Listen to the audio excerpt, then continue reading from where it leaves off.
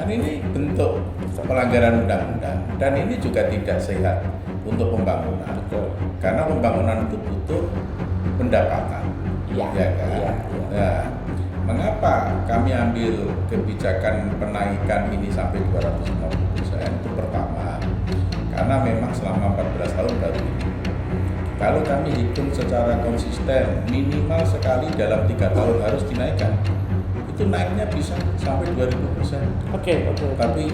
Tapi saya hanya maksimal 250%. Itu maksimal. Oke. Artinya maksimal 250% itu. Banyak sekali yang di bawah 100%. Barang itu dibawa ke Satpol PP. Maksudnya Satpol PP itu supaya nanti barang jangan dikembalikan di sana. Tapi dia minta dikembalikan di sana. Kalau kami hitung secara konsisten, minimal sekali dalam 3 tahun harus dinaikkan. Itu naiknya bisa sampai 2000%.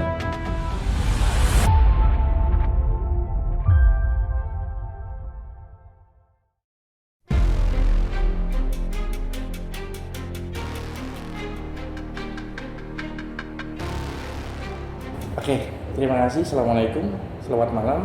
Saya Ibnu Taufik Juwarianto. Ini darurat. Saya ketemu dengan Pak Bupati Pati, Pak Sudewo, yang viral ya, Pak. Ini momen ulang tahun Pati yang ke-702, tapi menjadi agak tidak enak ya, Pak Bupati ya, suasananya. Pak Bupati, di depan kantor ada aksi teman-teman dari Pati. Ini ceritanya gimana sih Pak sebenarnya? Ya, dia menuntut supaya kenaikan pajak sebesar 250% itu diturunkan. Dia akan menyampaikan aspirasinya, suaranya itu pada tanggal 13 Agustus. Tapi dalam persiapannya dia itu melakukan penggalangan dana. Penggalangan dana tidak salah dan tidak pernah saya halangi. Demo pun juga tidak saya halangi. Betul. Tapi mengapa kemarin itu kami tertibkan? Karena di tempat itu akan menjadi lintasan kirap budaya boyongan dari Pendopo Kemiri ke sini Pendopo Jalan Tombronegoro ya, supaya tidak mengganggu. Jadi saya minta untuk minggir saja. Terus terjadi ketegangan itu kan barang-barang itu dibawa ke Satpol PP. Maksudnya Satpol PP itu supaya nanti barang jangan dikembalikan di sana. Tapi dia ngotot minta dikembalikan di sana. Demi menjaga keamanan situasi yang kondusif, maka Satpol PP saya minta mengalah, kembalikan saja barang. Tapi kan bisa dicek, di video cek secara detail. Tidak ada petugas kami di lapangan, yaitu yang omongannya kasar, yang omongannya keras, nantang, tidak ada. Apalagi fisik cek secara detail tidak ada. Kami ini persuasi. Adapun mereka keras, tetap petugas kami sabar. Bisa dicek, ya kan? Kemudian Kabupaten Pati menjadi tenar populer akibat peristiwa kemarin.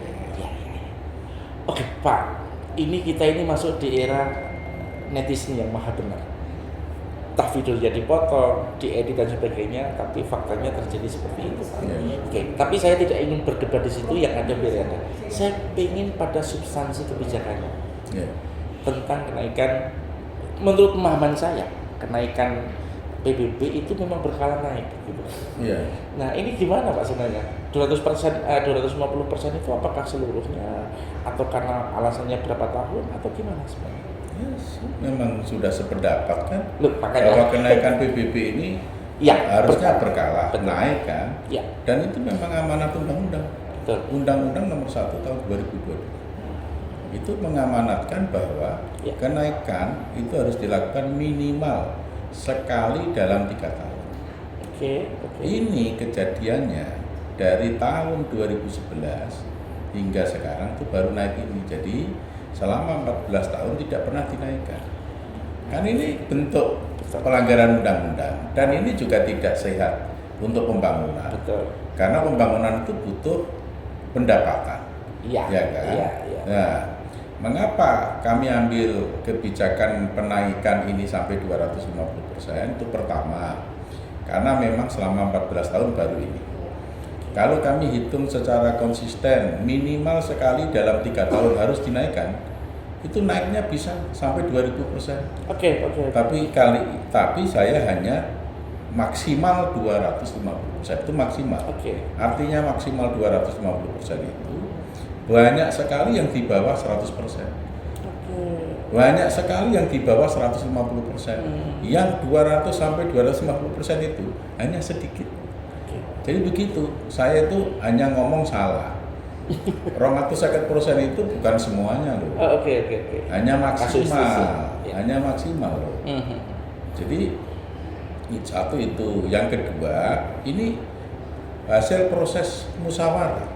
Saya sebelum mengambil kebijakan ini, memutuskan ini itu musyawarah dengan para kepala desa. Dan kepala desa mensosialisasikan kepada warganya melalui pertemuan RT. Dan mereka memberi masukan, ketemu angkalah ini. Oke. Jadi angka 200 maksimal 250% ini, ya kan? Itu atas masukan bawah. Oke, pelan-pelan Pak, biar enak Pak. Jadi selama 14 tahun tidak naik, di Perda mengatakan kalau maksimal naik itu 100%. Ya. Itu kan per tahun. Ya. Tapi ini kebijakannya sekarang itu adalah akumulatif dari 14 tahun. Artinya kalau dianggap melanggar Perda tidak juga kan sebenarnya? Ya, tidak. Oke, di situ clear kan? Tidak. Peraturan bupati kami itu clear tidak menabrak Perda. Siap. Peraturan bupati kami itu sudah kami konsultasikan di Biro Hukum Pemerintah Provinsi. Sudah diharmonisasi di Kanwil Hukum Wilayah Provinsi Jawa Tengah. Clear. Dan sudah kami minta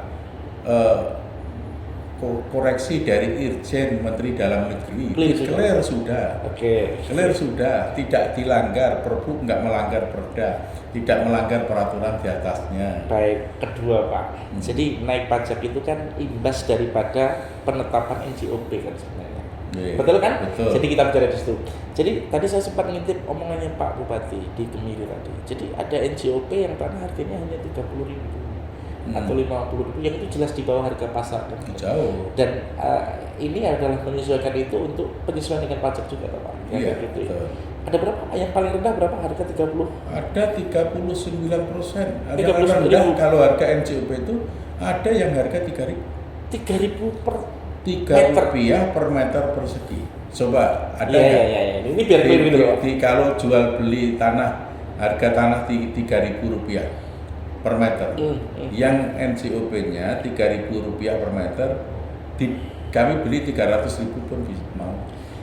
Ini biar clear. Artinya sebenarnya kenaikan pajak itu adalah konsekuensi daripada bagaimana pemerintah menyetarakan yang namanya NJOP. Kan begitu Pak? Betul. Nah, jadi biar masyarakat juga paham gitu. Paham. Dan ini juga menyetarakan biar juga masyarakat yang ketika jual beli tanah juga setara nilainya dengan apa yang harus mereka bayar di pajak kewajiban negara warga masyarakat yang kira begitu. Iya. Jadi kalau NJOP ini naik, sebenarnya masyarakat diuntungkan karena nilai tanah menjadi naik. Kalau dia itu misalnya mau butuh dukungan dari perbankan, itu justru garansinya naik, agunannya naik. Nah, itu diuntungkan loh. Bagi pengusaha-pengusaha ini justru diuntungkan. Ya, tapi masalahnya kan masyarakat nggak bisa ngomong kayak gini. Nggak bisa seperti ini memahami. Jadi saya luruskan, sekali lagi saya luruskan. Ya. Yang sampai 250% itu hanya sedikit sekali. Saya maksudnya itu maksimal 250%, karena banyak sekali yang di bawah 150%, bahkan dominasi adalah di bawah 100%. Ya, saya juga mengintip APBD atau PAD asli Pati yang dari pajak itu hanya 16 miliar. Itu kecil sekali, Pak. Begini, APBD atau keuangan Kabupaten Pati ini memprihatinkan. Kalau mau diangkat apa? Memprihatinkan. Jadi pendapatan daerah kami ini hanya 14% terhadap APBD. 14% ini sesuai dengan peraturan Menteri Keuangan ini kategori sangat rendah, bahkan kritis. Maksudnya apa? Dengan fiskal semacam ini, itu berarti uang itu hanya tersisa sedikit yang bisa digunakan untuk belanja modal. hanya sisa sedikit untuk belanja modal. Jadi, Artinya Kabupaten Pati ini membebani negara kan daerah. iya, Kabupaten Pati itu justru memberikan beban kepada pemerintah pusat. Betul. Karena Kabupaten Pati itu bisanya membangun Dia udah. karena hanya berharap duit dari pusat ke sini. Pemerintah pusat itu juga pasti heran dengan Kabupaten Pati. Kabupaten Pati kok tidak menggali pendapatan daerahnya? Bagaimana kami akan memberi uang banyak, kawasan diri aja males, tidak menggali pendapatan. Jadi itu kan memang rumus dalam peraturan menteri, ya kan? Iya paham. Formula dalam peraturan menteri. Manakala suatu daerah pendapatan daerahnya itu kecil, berarti transfer pusat ke daerahnya kecil juga. Karena apa? Lo kau sendiri saja tidak menggali pendapatan daerah, kok kau hanya menggantungkan aku. Itu loh Manja logikanya. Kau akan saya tambah banyak kalau pendapatan daerahmu kau tingkatkan. Gitu. Iya betul. Kan begitu kan? Iya. Nah, jadi Kabupaten Pati ini transfer daerahnya pun kecil akibat dari pendapatan daerahnya kecil. Sehingga akumulasi dalam APBD kecil. Beban untuk belanja pegawai hampir 50% untuk Kabupaten Pati. Iya. Pasti. Beban belanja pegawai itu hampir 50%. Mandatori untuk belanja pendidikan Ya. itu 20% itu sesuai undang-undang. Kesehatan ya. Ya kan?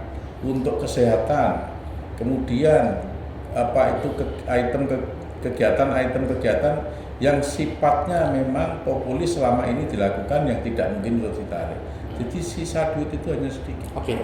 Apalagi di tahun 2026 ini pemerintah Kabupaten Pati harus mengeluarkan uang 73 miliar lagi untuk gaji P3K sebanyak 1.049 orang. Jadi tidak leluasa mengelola Pati Ya pasti ya, besar Pak, kalau kayak kita itu tidak membuat satu terobosan, ya itu tidak akan bisa membangun Pati. Oke, pajak bumi dan bangunan adalah salah satu dari peluang kita meningkatkan PAD. Tapi terobosan yang lain juga dilakukan kan Pak Sudir? Iya, saya kan lakukan nanti menggali pendapatan daerah yang lain. Tapi mohon maaf, tidak perlu disampaikan di sini. Yes, oke. Ya kan? Oke, kembali ke terkait PBB Pak. Sekarang yang muncul wacana adalah kenaikan sampai 250%.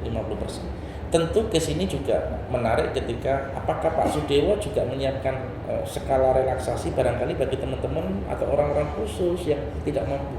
Iya. Ada sebenarnya. Sudah saya sosialisasikan. Oke. Sudah saya sosialisasikan.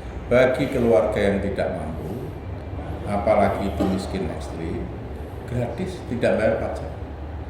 Sudah disampaikan. Sudah disampaikan. Jangankan sudah disampaikan, itu sudah dipraktekkan, itu memang nggak bayar. Ya orang-orang tertentu yang miskin barangkali, kemudian rumah dalam status heritage, kemudian barangkali veteran juga berjuang. Ada semua skemanya Pak? Semua dalam aturan itu.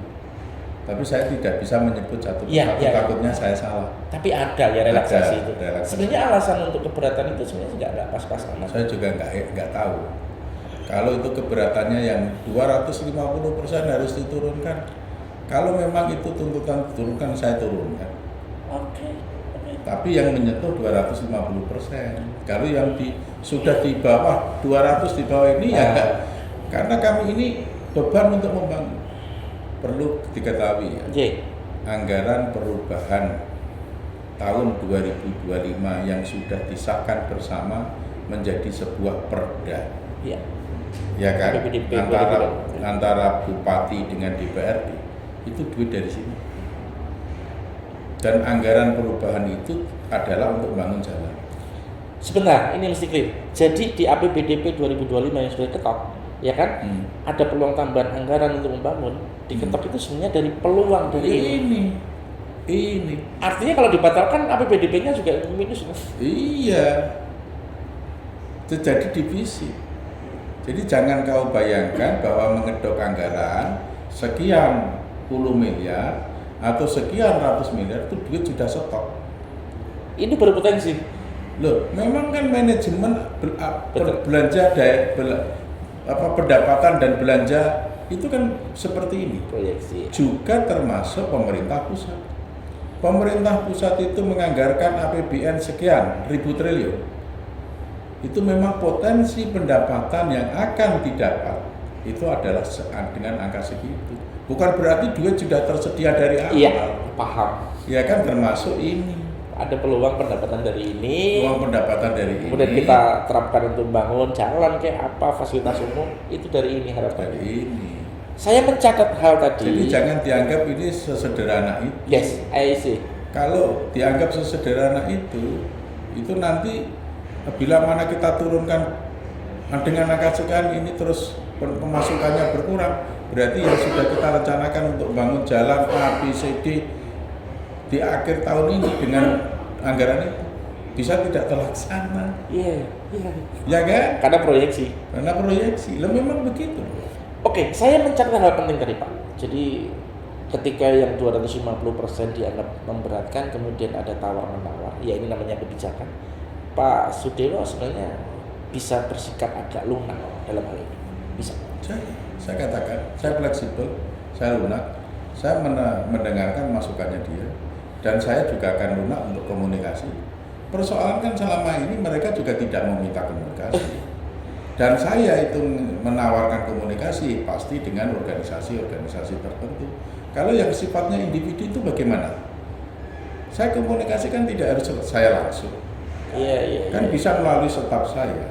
Iya. Mereka minta klarifikasi, staf saya layani, datang ke BPKAD layani, dia membawa pengacara juga kami layani, dan ada argumentasi, ada debat di situ. Dari aspek regulasi juga buka-bukaan, bla-bla. Jadi apa masalahnya? Ya apa masalahnya? Iya sebenarnya clear Pak ya, tidak ada soal, komunikasi ada, relaksasi ada, toleransi bagi yang tidak mampu juga ada. Ya. So Dan gini aja, ukurannya sederhana, pembayarannya sudah lancar. berjalan. Pembayarannya lancar sudah 50% lebih. Gimana? Coba, ada masalah? Yang dituntut apa? Oke, saya pikir clear dan saya lega hari ini bertemu Pak Bupati dan ternyata tidak sulit. Saya WA langsung dibalas meskipun kita belum pernah ketemu ya Pak. Kemudian saya mencuri waktu di sela-sela kesibukan yang luar biasa ini dan saya ketemu ngobrol, dan ketika ngobrol sebenarnya pertanyaan ujungnya terakhir adalah lalu masalahnya apa? Kan begitu Pak kira-kira. Tanya sama rumput yang bergoyang. Iya. Tanya mereka. Oke, saya pikir mohon izin Pak, ini moga-moga materi ini bisa menjadi pencerahan bagi masyarakat Pati, Jawa Tengah utamanya, melalui Tribun Jateng. Kami mencoba Pak mengurai ini pada faktanya. Kami tidak di posisi pemerintah, tidak di posisi itu juga. Tapi bagi kami media Pak, fakta adalah yang paling kuat. Maka kami akan tunjukkan fakta ini ya. Masalahnya apa? Gitu kan? Ya. Ada lagi yang dipersiapkan Pak kira-kira? Saya kira itu cukup. Saya hanya minta kepada seluruh elemen masyarakat Kabupaten Pati menahan diri, menjaga situasi aman dan kondusif. Karena kalau tidak menjaga situasi aman dan kondusif, itu yang di luar sana berpersepsi Kabupaten Pati ini ngeri, mencekam. Ini kan mengganggu iklim investasi. Yang dirugikan nanti rakyat. Tolonglah bersabar diri, kita bersama-sama membangun Kabupaten Pati.